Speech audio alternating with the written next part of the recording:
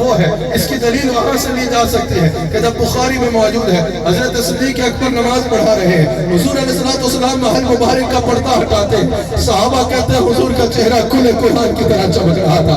ہم نے ارادہ کیا کہ نمازیں توڑیں اور جا کے حضور علیہ السلام کے قدموں کے ساتھ نپٹ جائیں۔ حضور مسکرا رہے تھے اور چہرہ کھلے قرآن کی طرح چمک رہا تھا۔ اب رخ کعبے کی طرف ہے، رسول اللہ علیہ السلام کا محل مبارک ادھر ہے، کیا پتا کہ رخ کیسے چمک رہا تھا، اور کیا پتا کہ کیسے مسکرا رہے تھے، اور کیا پتا کہ حضور تشریف لائے۔ پتا چلا کہ سب نے جب یہ جانا کہ حضور آگے، رخ کعبے سے ہٹایا اور رسول اللہ علیہ السلام کی جانب کر لیا۔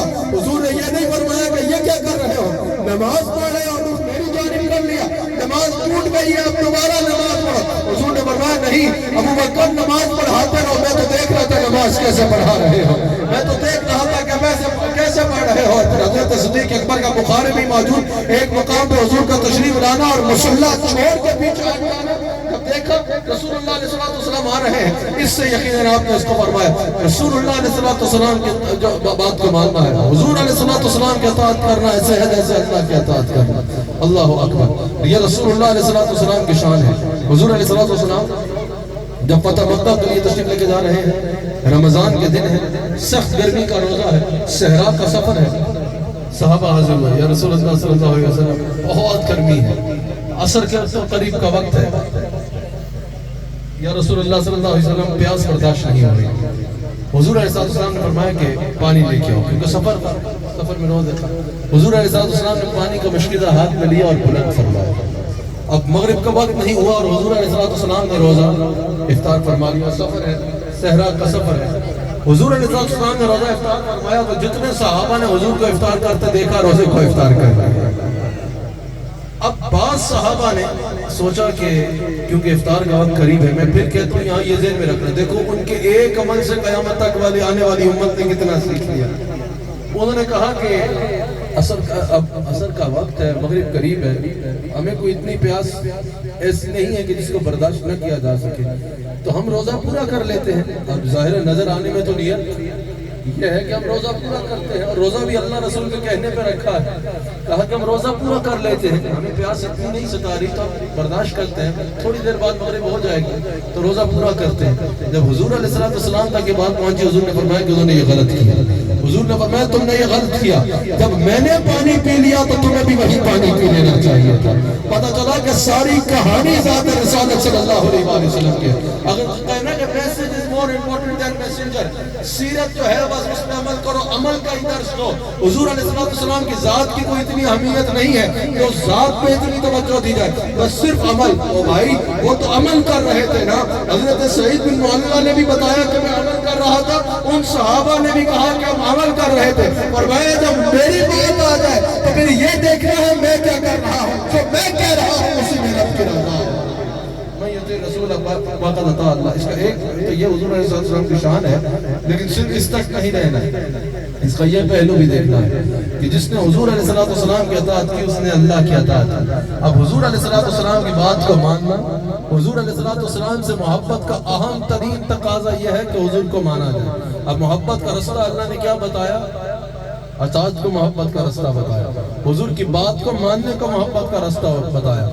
اب یہ کیسی محبت ہے کہ ہم حضور کو اپنا سب کچھ مانتے ہیں لیکن حضور کی ایک نہیں مانتے، اس کو محبت کہا جائے گا؟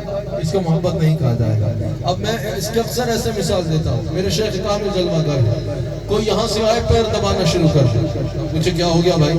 وہ بولے کہ محبت کا اظہار کر رہا ہوں، شیخ کو دیکھا نا تو محبت کا اظہار کر رہا ہوں، ہمارے شیخ کی خدمت کرنا شروع کر دے، ہاتھ باندھ کے بیٹھ جائے سامنے، ہمارے شیخ کامل سے اونچی آواز میں بات نہ کرے، نظریں جھکا کے بیٹھا ہوا ہے، سب بڑے کہ کتنا باادب آدمی ہے، کتنا اس میں ادب ہے، لیکن اتنے میں گھنٹوں اس طرح بیٹھا رہے۔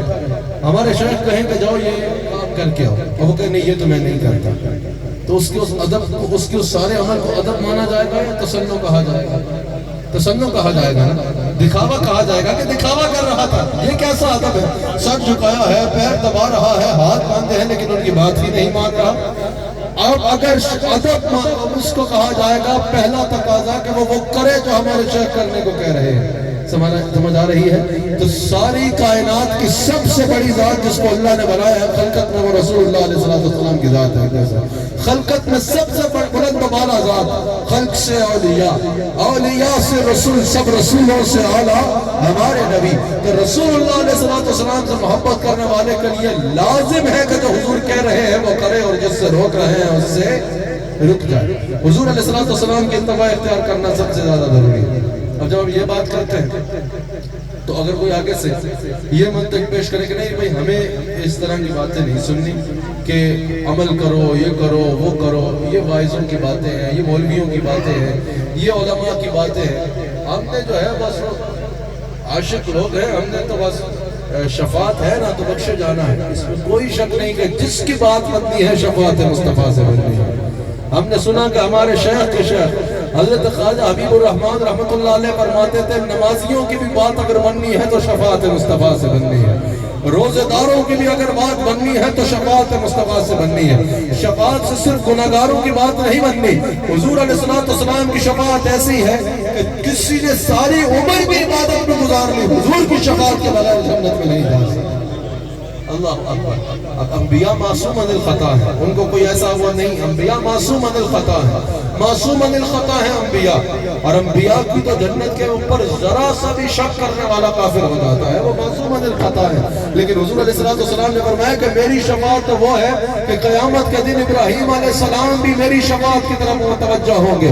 وہ جہنم میں گیا، اعلیٰ حضرت نے کہا وہ جہنم میں گیا، ان سے جو مستغنی ہوا ہے خلیل اللہ کو حاجت رسول اللہ کی، ٹوٹ جائیں گے گناہگاروں کے سبھی قید و بند، حشر میں کھل جائے گی طاقت رسول اللہ کی۔ اللہ اکبر۔ ہم بھکاری، وہ کریم، ان کا خدا ان سے خودو ان سے زیادہ، ہم بھکاری وہ کریم اور ان کا خدا ان سے خودو، اور نہ کہنا نہیں عادت رسول اللہ کی۔ حضور علیہ السلام کی شفاعت سے ہی جس کی بات بننی ہے بننی ہے۔ ہم تو کیا کہتے ہیں کہ تجھ سے اور جنت سے کیا مطلب منافق دور ہو، ارے ہم رسول اللہ کے، جنت رسول اللہ کی۔ جس کی میں اپنے شیخ کے حکم پہ اس کو ترنم میں پڑھ کے انشاءاللہ تو بات ختم کر دیتا ہوں۔ جس کی بات حکم یہ ہے کہ اس کو ترنم میں پڑھا جائے، جس کی بات بننی ہے حضور علیہ السلام کی شفاعت سے بننی ہے، اس میں کوئی شک نہیں۔ لیکن جنہوں نے شفاعت کے بارے میں بتایا نا، انہوں نے یہ بتایا ہے کہ میں سب کی شفاعت کروں گا سوائے اس کے کہ جو انکار کرنے والا ہوگا۔ صحابہ نے عرض کی کہ یا رسول اللہ صلی اللہ علیہ وسلم، یہ انکار کرنے والا بد نصیب کون ہے کہ جس کے بارے میں آپ فرما رہے ہیں میں سب کی شفاعت کروں گا سوائے اس کے کہ جس نے انکار کیا؟ حضور نے فرمایا کہ جس نے میری سنت پہ عمل کیا اس کی شفاعت کر کے جنت میں ساتھ لے کے جاؤں گا، اور جس نے میری سنت کا انکار کر دیا وہ انکار کرنے والوں میں ہوگا۔ اس میں کوئی شک نہیں کہ حضور نے فرمایا شفاعت کہ میری شفاعت جو ہے میری امت کے بڑے سے بڑے مجرموں کے لیے۔ آج بھی اگر تو مدینہ شریف جاتا ہے نا، جب باب السلام سے حضور علیہ السلام کے روضہ اقدس پہ سلام کرنے کے لیے آتا ہے